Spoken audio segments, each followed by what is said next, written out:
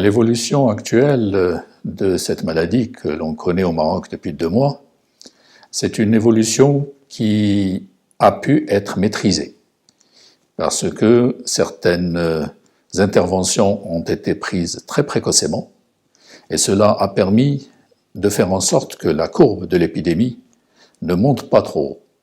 Donc ça a permis donc d'avoir un nombre de cas quotidiens qui n'a jamais dépassé les 280 cas. Ça a été vraiment un pic qui a été atteint le 17 avril, mais depuis, le nombre de cas a diminué. Nous restons quand même autour de 160, 150, 180 cas quotidiens, mais on n'est pas dans la situation qui était la plus inquiétante prévue pour cette maladie.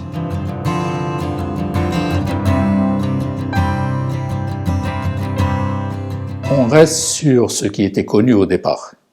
On sait que c'est transmis par les gouttelettes qui sont rejetées lorsque un malade tousse ou un malade éternue et que ces gouttelettes sont respirées par une autre personne qui est en face. Voilà, donc ça c'est le mode de transmission principal.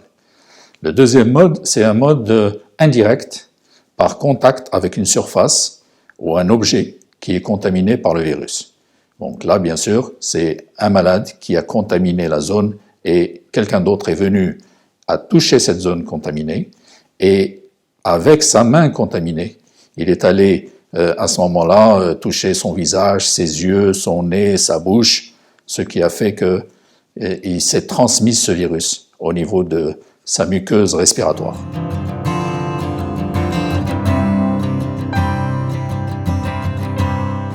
Bon, concernant les tests qui sont réalisés, tests de dépistage réalisés au niveau du CHU, je n'ai pas le chiffre exact, étant donné que c'est une donnée qu'on peut trouver au niveau du laboratoire.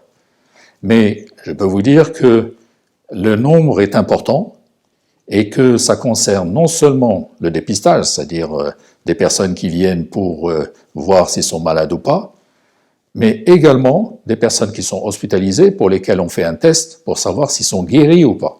Voilà, donc on fait différents types de tests et tous ces tests sont faits avec la même technique. C'est la technique qu'on appelle de PCR qui recherche des éléments caractéristiques du virus.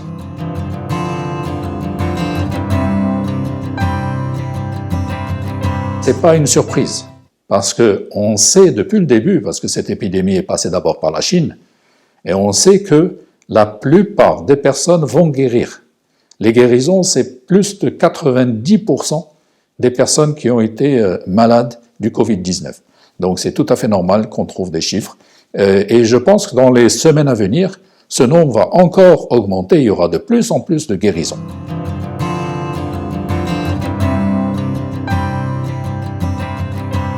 La létalité due au Covid-19, on peut la calculer en faisant le rapport entre le nombre de personnes qui sont décédées à cause de cette maladie sur le nombre total de personnes qui ont été confirmées comme ayant cette maladie. Et bien, au jour d'aujourd'hui, ce chiffre, il est à peu près de 3,3%. Donc vous voyez, c'est un chiffre qui n'est pas très important et qui, depuis le début de l'épidémie au Maroc, est en train de baisser progressivement.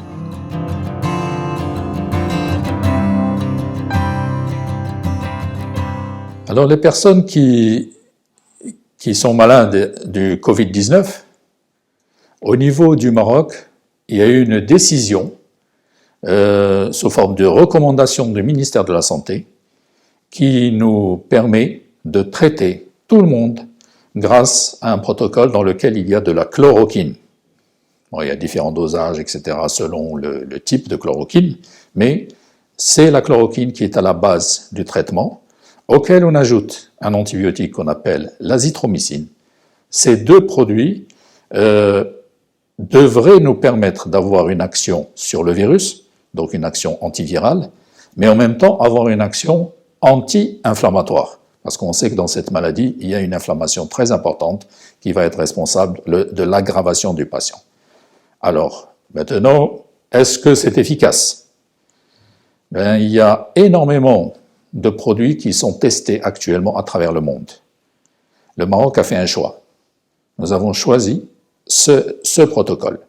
On l'a choisi parce qu'il avait déjà été testé sur quelques malades en Chine et il y a des études qui ont été réalisées en France par l'équipe du professeur Raoul. Et il y a eu également quelques médecins aux États-Unis qui l'ont essayé. Les résultats ne sont pas, disons, favorables à 100%, mais il y a quand même quelque chose.